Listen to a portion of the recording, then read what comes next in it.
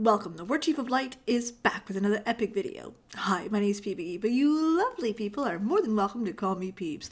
And I couldn't stop myself. We need to talk about the St. Valentine's Day event in Final Fantasy XIV. It was so good. Not just was it so good, but where the world is today, I mean, Zeppla, oh, sorry, that slipped.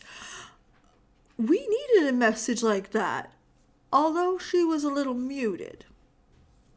Either way, we're going to cover Valentione's adventures. We're going to cover what happened, what we liked, what we didn't like. Because there's a couple misses. One really big miss. So let's get into it. Let's get into the Valentine's Day fun because, again, so good. I want to preface and admit that I was already told that I was going to like it. Okay, I'm sorry, it is what it is. And they were right.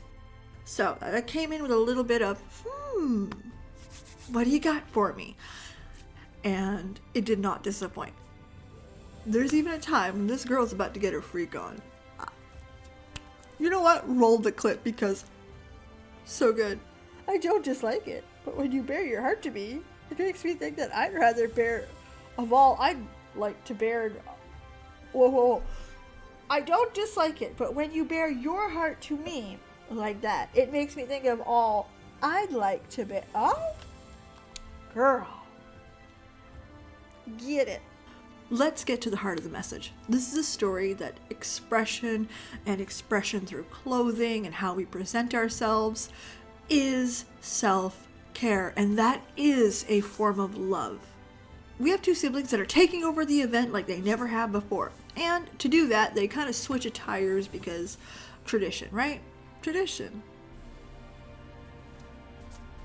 Either way, as they go through their day, the person wearing the suit gets complimented on it. They look handsome, they look dashing, and after a while is uncomfortable with those types of comments. Astrid wearing the dress is on the opposite side. They dislike hearing those feminine type comments.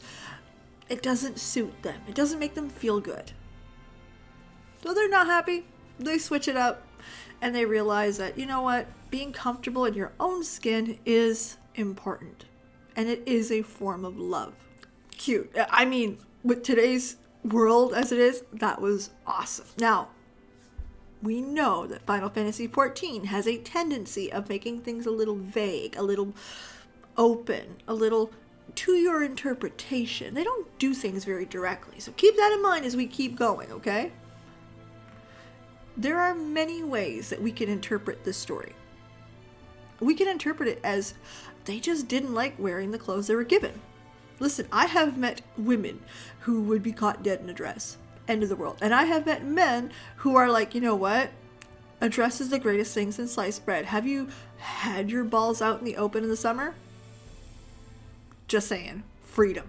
It could also go a little bit further. What if the person wearing the suit, or preferring the suit, I should say, are they non-binary? Are they just preferring to express themselves wearing something masculine, but still being a very strong cis woman? Or could they be transgender and having something that fits their gender better suits them? There's a lot of ways you could look at it. To me, when I first went through it, my original ding ding moment was non-binary or transgender because I felt the language of the quest kind of fit that a little bit better, the read between the lines moments, but we can argue the details later. So no surprise to anyone, I fucking love this story. Absolutely. Listen, I don't care if it's about expression, if it's about gender identity. Being yourself is always self-care and love, and I fucking love it. I love it. Be happy in the skin you're in.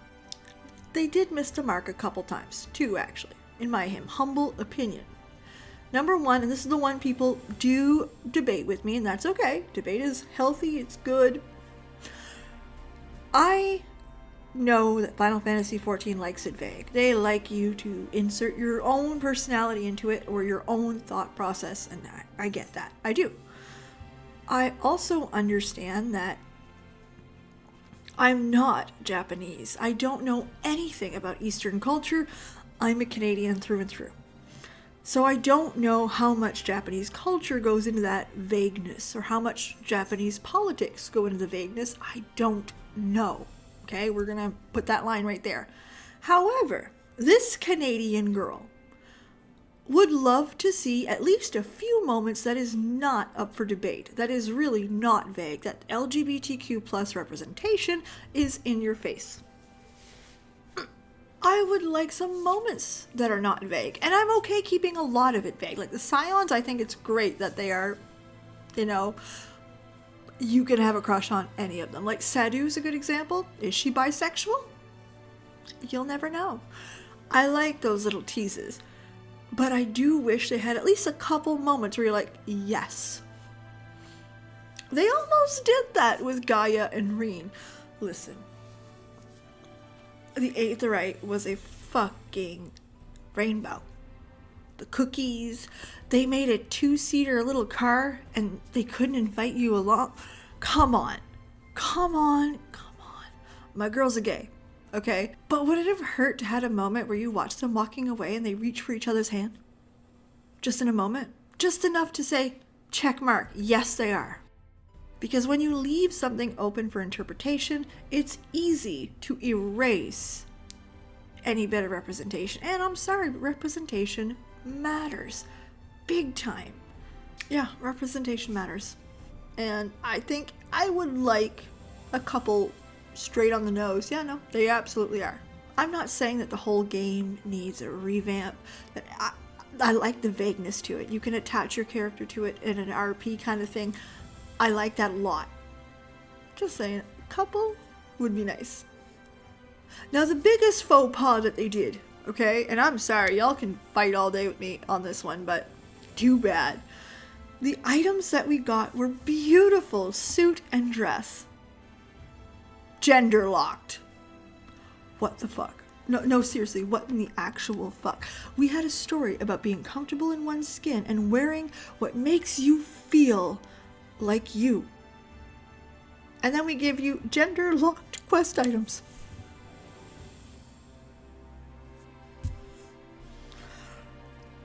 What? Chances are they won't be gender locked forever, but I mean like I feel like there was a ball drop there. Big time. Just a lot. Like that was the point. The point was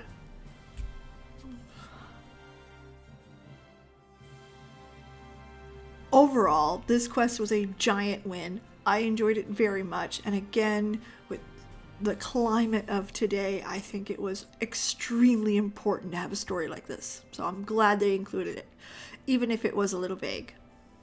The one thing I would like to know from you guys, though, what did you assume the first time you read that quest through? The first time you did it, what did you assume Astrid was? Not binary, just preferred pants, because why not? Transgender.